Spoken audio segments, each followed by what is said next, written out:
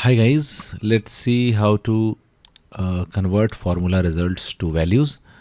Let's say you are using a formula on this column.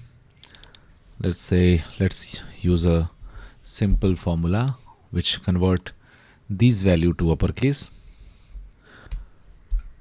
Now what happens that if we delete this column anyhow, then there will be an error.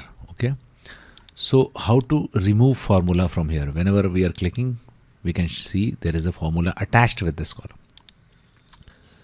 So the best way to do this is just select the range, copy it, and either you can paste it on this if you don't want this column, or in an adjacent empty column. Just right click and paste values only. Okay, so this is how you can convert it, and then you can delete this. Okay, just copy it by Control C also, and then Control Shift V, and that's it. There is no formula here, and now you can get rid of this by deleting this column.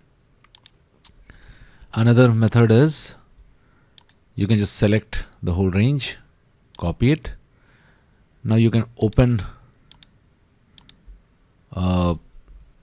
notepad or text pad on your computer and paste it. Now copy this and you can paste it simply. This is also one of the method.